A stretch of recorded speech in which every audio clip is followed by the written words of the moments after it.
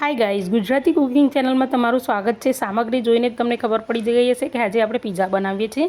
એના માટે વેજીટેબલ સમારી લીધું છે, ચીઝ બી ખમણી લીધી છે અને એના માટે તૈયાર જે બેઝ આવે છે એ લીધો છે, ફનફૂડ છે અને ચીલી ફ્લેક્સ છે અને ઓર્ગેનો સ્પ્રિંકલ છે અને ચીઝ છે।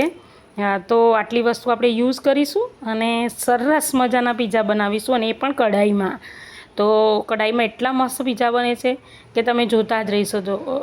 જો આપણે બનાવીએ છીએ તો આવી જાડી તળિયાવાળી એક ડીશ લેવાની છે, એને આપણે તેલવાળી કરવાની, એના ઉપર પિઝાનો જે બેઝ આવે છે એ મૂકી અને પિઝા સોસ અને ટામેટો સોસ બંને ભેગું મિક્સ કરેલું છે એ આપણે એના ઉપર એકદમ મસ્ત રીતે સ્પ્રેડ કરી દઈશું।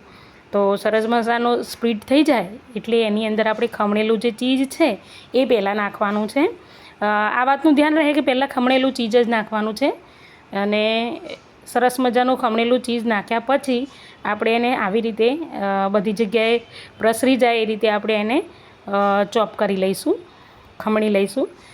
હવે આ ખમણ્યા પછી તમને લાગે છે કે જો સરસ મજાનો પિઝા બનવાની તૈયારી છે, પ્લીઝ સબસ્ક્રાઈબ કરવાનું ન ભૂલતા। આટલી સરસ રેસીપી આપું છું તોય કોઈ સબસ્ક્રાઈબ નથી કરતું, એવું કેમ?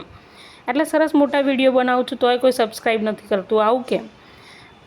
તો પ્લીઝ સબસ્ક્રાઈબ કરવાનું ન ભૂલતા અને કોમેન્ટ બી કરજો અને તમે બનાવજો કે તમારે કેવા પિઝા થાય છે ને તમે ક્યાંથી જોઈ રહ્યા છો એ પણ મને કહેજો।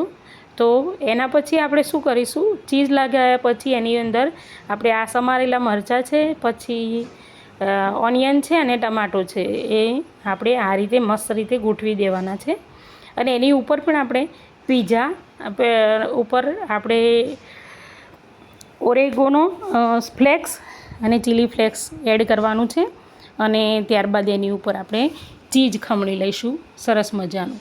તો એકદમ બહારના પિઝા ખાતા હોય ને એવો જ સરસ ટેસ્ટ આવે છે અને એ બને છે બી એટલા મસ્ત સ્મૂધ બને છે।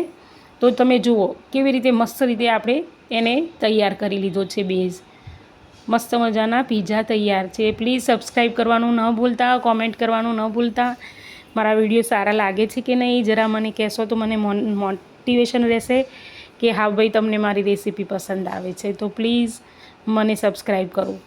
તો જુઓ સરસ મજાનું આ રીતે આપણે થઈ જાય તૈયાર એટલે આપણે એક કઢાઈ લેવાની છે અને કઢાઈની અંદર મીઠું આ રીતે પાથરી દેવાનું છે અને એની ઉપર આપણે જે રીતે સ્ટીમ કરતા હોય એ રીતે કાંઠલો મૂકી દઈશું અને જે પિઝા આપણે બનાવ્યો છે એ અંદર મૂકી દઈશું। ત્યારબાદ એને ઢાંકણ ઢાંકી દેવાનું છે અને સ્લો ટુ મીડિયમ ગેસ રાખીશું અને ત્યારબાદ 10 જ મિનિટ રહેવા દેવાનો છે પિઝાને। એને સરસ મજાનું જુઓ કેટલી સરસ મજાની ચીઝ છે, એકદમ મેલ્ટ થઈ ગઈ છે, કેટલું સરસ લાગે છે। તો આ પિઝા હવે તૈયાર થઈ ગયો છે, પણ કાઢતી વખતે ધ્યાન રાખવાનું કારણ કે ડીશ બહુ જ ગરમ થઈ ગઈ હોય છે, સ્ટીલની હોય છે એટલે। તો એ કાઢ્યા પછી બીજી ડીશમાં તરત પિઝા લઈ લઈશું અને ત્યારબાદ પછી કટિંગ કરવાના છે।